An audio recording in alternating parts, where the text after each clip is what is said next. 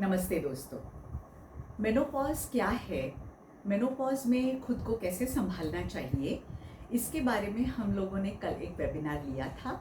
मगर वो वेबिनार मराठी में था और बहुत सारे हिंदी भाषिक, गुजराती भाषिक लोग थे जिनको वो समझ में नहीं आया।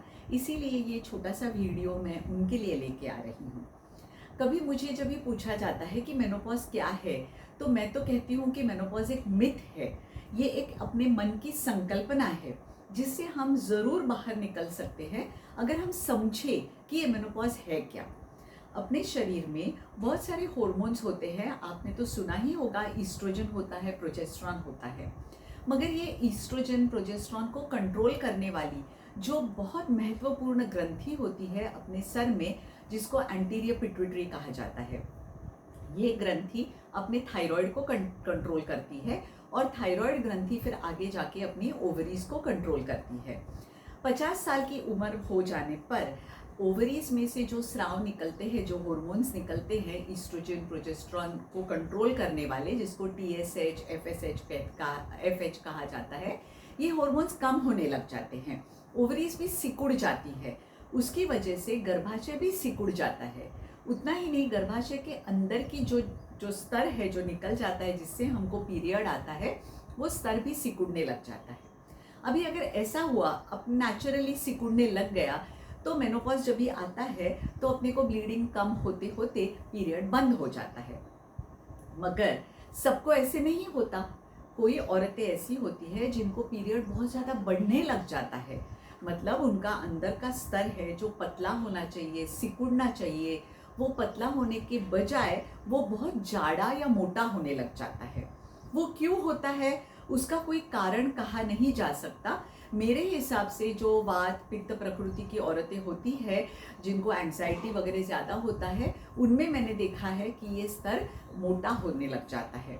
मगर कोई चिंता की बात नहीं है, आयुर्वेदिक दवाइयाँ होती है जिससे हम इसको सिकुड़ा सकते हैं, उसको पतला कर सकते हैं। तो आपके पहचान के अगर कोई आयुर्वेदिक डॉक्टर हो, आप उनके पास जा सकते हैं और उनसे दवा लेकर नेचुरली आप मेनोपॉज ला सकते हैं। अभी जब मैं कहती हूँ कि मेनोपॉज मिथ है, मतलब मेनोपॉज जैसी चीज़ तो है नहीं, तो मेरी एक पेशेंट ने मुझे कहा, मगर मैडम तकलीफ तो हो रही है, मैं मोटी हो रही हूँ, कभी कभी मेरा जी घबरा जाता है, मुझे रोने जैसा मन होता है, कभी एकदम से पसीना आ जाता है और मैं बैठे बैठे एकदम डर जाती हूँ कि ये मुझे क्या हो रहा है, ये तो मुझे हो रहा है, तो कैसे हम कह सकते हैं कि झूठ है। तो इसके लिए एक सोल्यूशन ऐसा है कि देखिए, ये सारी जो इन्होंने अपनी समस्याएं कही है, वो सबको ये समस्याएं नहीं होती है। कुछ औरतों को होती है, कुछ औरतों को नहीं होती है। तो हम लोग वो ग्रुप देखेंगे कि जिनको ये समस्याएं नहीं होती है। ऐसी बहुत सारी औरतें मेरी पेशेंट है, मैं खुद हूँ, जिनको ये तकलीफ बिल्कुल नहीं हुई मेनोपॉज में। तो क्यों?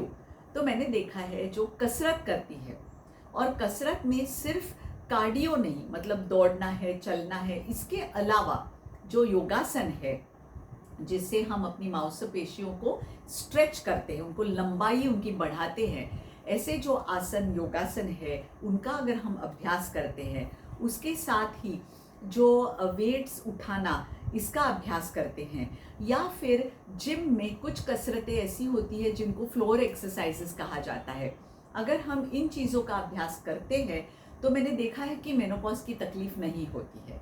मतलब सारी चीज़ें उसी पर आ जाती है कि अगर हम कसरत करते हैं तो हमारे बहुत सारे प्रॉब्लम्स हम अवॉइड कर सकते हैं। अभी इसी में एक औरत ने पूछा था कि मेनोपेज करके एक दवा होती है जो डॉक्टर्स देते हैं हमको, या फिर कोई ऐसे ऑयल्स होते हैं, प्रिमरोज ऑयल होता है जो डॉक्टर्स देते हैं ताकि ड्राइनेस ना आए बॉडी में।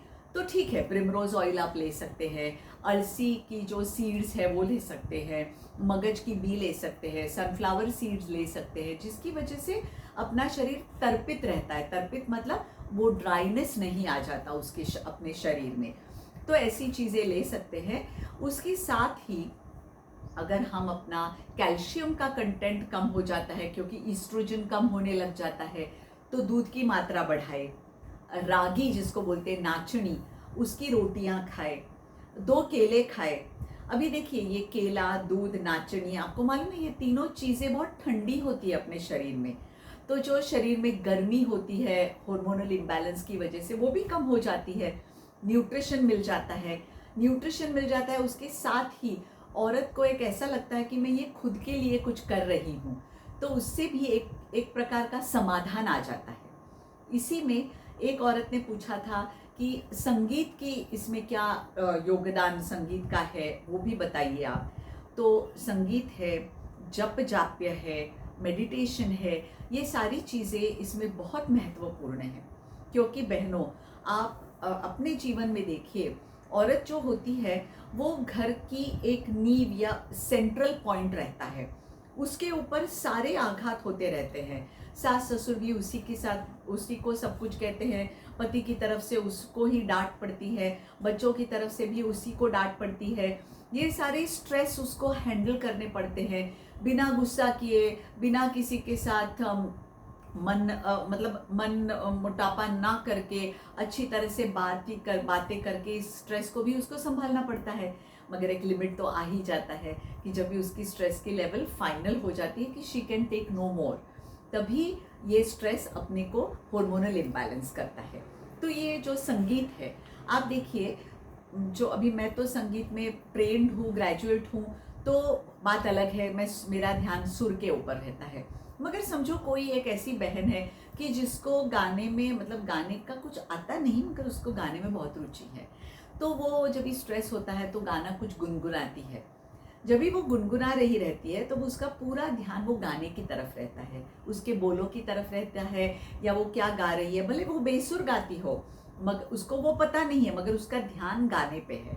तो ध्यान गाने पर होने की वजह से उसके मन में और कोई चीज़ नहीं है, मतलब एक मौन है उसके मन में, और ये मौन होता है, ये संगीत कराता है अपने को।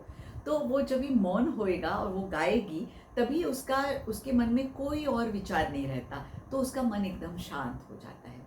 वैसे ही अगर हम जप जाप्य करते रहते हैं या ध्यान में बैठे रहते हैं, तो अपने मन में और कोई विचार नहीं होता, जिसकी वजह से वो मौन जो होता है, that is a kind of a therapy अपने लिए।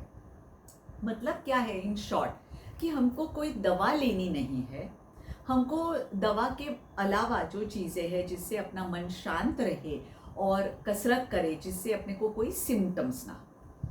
मगर ऐसी कोई चीज़ें हैं जो मेनोपॉज के बाद में हमको ध्यान रखनी है।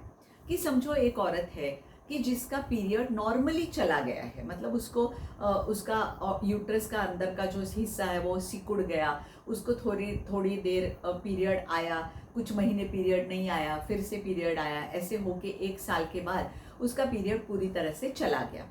उसकी उम्र तभी समझो 50 साल की थी। 50 साल से 60 साल तक उसको कोई भी बीच में ब्लीडिंग नहीं हुआ, पीरियड नहीं आया।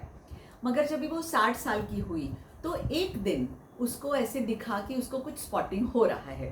तो ये स्पॉटिंग किस चीज़ का है उसे तो पता नहीं चला, इसलिए वो तुरंत अपनी गायनेक डॉक्टर के पास चली गई।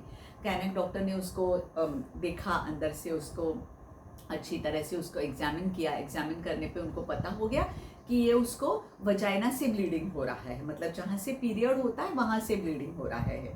तो उन्होंने कहा देखते हैं, हम थोड़ी देर राहत देखते हैं, चाहिए तो। उसने कहा नहीं डॉक्टर, आप मुझे बताइए क्या करना है। तो उन्होंने बोला आप सोनोग्राफी करते हो तो ज़्यादा अच्छा है। तो उन्होंने जाके सोनोग्राफी की। अभी मैं उनकी फैमिली डॉक्टर थी, इसके लिए सोनोग्राफी का रिपोर्ट फिर वो सीधा मेरे पास लेके आई। तो उसको एक पॉलिप हुआ था। पॉलिप मतलब लटकती हुई एक छोटी सी गांठ, लटकने वाली छोटी सी गांठ को पॉलिप कहा जाता है, अपने आसान शब्दों में मैं अगर आपको कहूँ। वो पॉलिप कितनी छोटी थी, तिल से भी छोटा। तिल होता है अपना एक तिल का दाना, उससे भी छोटा था। मगर कुछ तो गर्भाशय में बढ़ रहा था, तो गर्भाशय क्या करेगा, उसको निकालने के लिए खून ही लाएगा, पानी तो नहीं ला सकता। अपने आँख में अगर कुछ जाता है तो आँख पानी लाता है ताकि वो चीज़ अपने आँख से निकल जाए, छोटा सा अगर कुछ कचरा अपने आँख में चला गया। वैसे ही अभी इस गर्भाशय में कुछ बढ़ रहा है तो गर्भाशय खून पैदा करेगा ताकि वो उसको बाहर निकाल सके। तो मैंने उनको सलाह दी कि आप वापस गायनेक के पास ये रिपोर्ट लेके जाइए और इंसिस्ट करिए कि आप तुरंत इसको आप निकाल दीजिए। तो उनको डीएनसी जिसको बोलते हैं, मतलब गर्भाशय को साफ करना जिसको हम आसान शब्दों में कहते हैं, उससे उसको डीएनसी करके वो निकाला गया। निकाल के उसकी परीक्षा की गई, उसमें कुछ नहीं निकला। मतलब ना उसमें कोई कैंसर की गांठ थी या कुछ नहीं, एकदम क्लीन था। तो उसको कुछ करना नहीं पड़ा। सोनोलॉजिस्ट ने उनको कहा था कि आपको अगर 1 साल के बाद आना है तो एक आप सोनोग्राफी के लिए आ जाइए। मगर उनको कोई सिम्टम्स नहीं थे, कुछ नहीं था। तो अभी वो औरत आज 62 साल से ऊपर उसकी उम्र है, उसको कोई सिम्टम नहीं हुआ, इसीलिए फिर उसको वापस एग्जामिनेशन के लिए नहीं जाना पड़ा। मगर एक दूसरी औरत ऐसी थी कि उसको ब्लीडिंग होने लग गया। उन्होंने उसका कुछ नहीं किया, जैसे देखते हैं देखते हैं देखते हैं ऐसे करके 3 महीने उन्होंने ऐसे ही गुजारे। 3 महीने के बाद मेरे पास आई। मैंने उनको बोला आप तुरंत सोनोग्राफी करिए। सोनोग्राफी करने के बाद दिखा कि उनको ऐसे ही पॉलिप था, मगर ये पॉलिप का साइज बहुत बड़ा हो गया था। तो उनको वो निकालने में भी डॉक्टर को जरा थोड़ी तकलीफ भी हुई, एग्जामिन भी करना पड़ा। उसमें एग्जामिनेशन में एक ऐसा कि कुछ है या नहीं है कुछ पता नहीं चला, इसीलिए उनको 3 साइकिल कीमोथेरेपी लेने पड़े, लाइट लो लेवल के, मगर उनको उससे बहुत तकलीफ भी हुई। तो अगर आपको आपकी पीरियड जाने के बाद बहुत सालों के बाद कुछ ब्लीडिंग होता है तो उसको इग्नोर मत करिए, तुरंत आप जाइए गायनेक के पास और आपकी एग्जामिनेशन कर लीजिए। उसके साथ ही लाइफ में 1 या 2 बार पैप स्मीयर ज़रूर करिए, ताकि सर्विक्स मतलब यूट्रस का जो मुख होता है, मुंह होता है उसका, वो हेल्दी है कि नहीं पता चल जाता है। तो ये प्री मेनोपॉज होता है जब भी, तभी आपको अगर गुस्सा आता है, रोने के जैसी आपकी स्थिति हो जाती है, तो आप ऐसा करना, आपकी कसरत को चेंज करना। यूट्यूब पे और भी बहुत सारे चैनल है जो अपने को कसरत की जो प्रकार है वो दिखाते हैं, ताकि हम वो अपनी कसरत अपने लाइफ में ला सकें।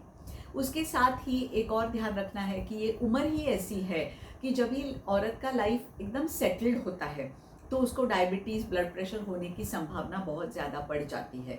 तो इस उम्र में आप ये ध्यान रखें कि आपका बीपी ना बढ़े और आपका डायबिटीज़ ना बढ़े। और इसी उसके लिए तो मतलब रामबाण इलाज ये है कि आप अपनी कसरत करो। तो आयुर्वेद में इसके लिए क्या कहा गया है कि आप कसरत चेंज करके करो, क्योंकि कोई भी चीज़ अगर आप करते रहते हैं तो आपको उसकी आदत हो जाती है, फिर शरीर को उसके अंदर उसको मतलब उसका कुछ इफेक्ट नहीं दिखता। तो आप ऐसे ना करें, आप कसरत को बदली करके आप कसरत किया करें। इसके अलावा अगर आपको कोई सवाल हो या आपके कोई डाउट हो तो आप हमसे पूछ सकते हैं, कमेंट बॉक्स में लिख सकते हैं। हेल्दी फाइव विद डॉक्टर नियति ये जो यूट्यूब चैनल है, ये अगर आपने अभी तक सब्सक्राइब नहीं किया है तो इसको ज़रूर सब्सक्राइब करें। नोटिफिकेशन बेल आइकन जो है उसके ऊपर आप दबाइए ताकि आपको जो नए नए वीडियो हम डालते हैं उसके बारे में आपको मैसेजेस आएंगे। हेल्दी फाइव विद डॉक्टर नियति ये एक व्हाट्सएप ग्रुप भी है, इसमें अगर आपको शामिल होना है तो आपका फ़ोन नंबर और आपका नाम आप कमेंट बॉक्स में छोड़ सकते हैं, हम आपको हमारे ग्रुप में ऐड करेंगे। इसमें डेली पोस्ट्स होते हैं, आपके सवालों के जवाब वहाँ भी आपको मिल सकते हैं। ये वीडियो आपको कैसे लगा इसके बारे में भी कमेंट करना ना भूलें। नमस्ते।